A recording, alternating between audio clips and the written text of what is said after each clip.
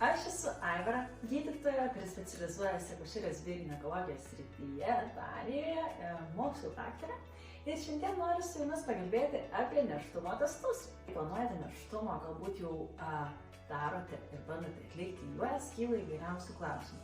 Kadagi reikia atlikti nėštumo testą?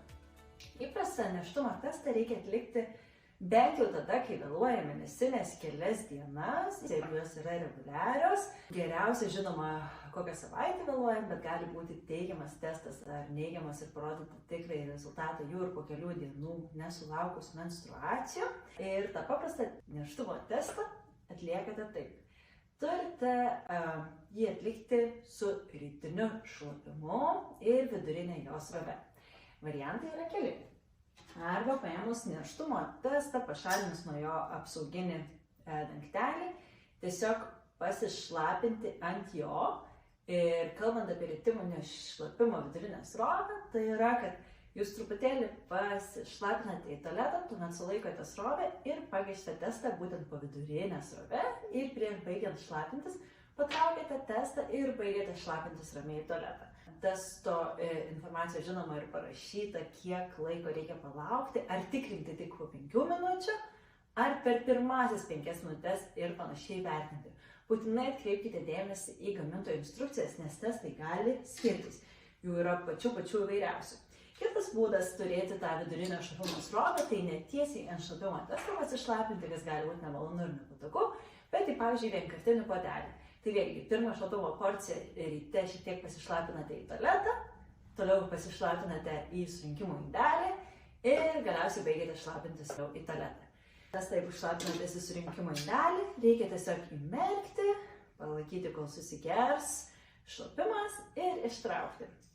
Ir vertinti taip pat pagal gamintojo rekomendacijas. Šlapime yra ieškoma nėštumo hormono, kuris vadinasi žmogaus chorioninis gonadotropinas arba HCG. Jį galima rasti, kaip ir sakiau, vėluojant mėnesinėms, nebent nėštumo testai yra ankstyvieji. Tuomet galima nėštumo testą atlikti dar ir savaitę iki laukiančių menstruacijų. Tokie ankstyvieji yra dažniausiai brangesni, bet tiesą pasakius yra labai nedaug priežasčių, kodėl gali reikėti atlikti tą būtent ankstyvąjį testą ir pilnai pakanka įprastinių nėštumo testų.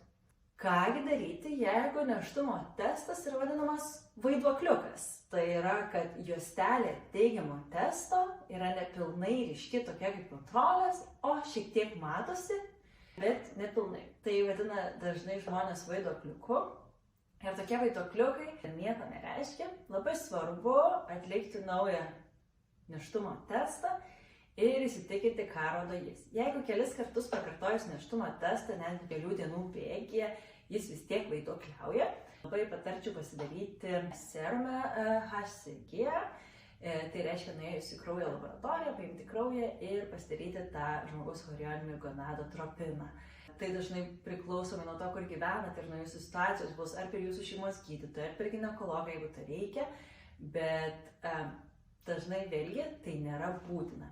Nebent labai svarbu atkreipti dėmesį, tai nevartojate kontracepcijos ir galite pastoti, jums pradeda skaudėti pilvą ar kraujuojate, tuomet gera idėja pasidaryti nėštumo testą. Ypatingai pilvo skausmas gali pasakyti nėštumo ankstyvojo komplikacijas, todėl į tą svarbu atkreipti dėmesį. Kitu atveju tikrai drąsiai galite laukti ir pasidaryti testus vėliau ir nėra būtini ir kraujo tyrimai. Kalbant apie žmogaus chorioninį gonadotropiną, tą tyrimą, kurį mes galime rasti tiek šlapime, tiek kraują žinoma, galime nustatyti kur kas anksčiau, bet jis pirmomis nėštumo dienomis ir savaitėmis tiesiog dvigubėja kas kelias dienas ir labai sparčiai auga, jeigu nėštumas vystosi. Iš tiesų, įprastomis sąlygomis jo visiškai tikrai nereikia sekti, sekame tik tam tikrų problemų ankstyvojo nėštumo metu atveju. Na, o apie 14 savaitę organizmas nustoja gaminti tą žmogaus chorioninį gonadotropiną, nėštumas tiksliau nustoja jį gaminti, nes šį hormoną pradeda gaminti placenta, kuris susiformuoja būtent tada ir perima daugybę darbų. Jeigu norite sužinoti daugiau apie nėštumą, jo planavimą, prisijungkite prie mūsų video seminaro, kurį galite rasti platformoje www.žemiaubambos.lt.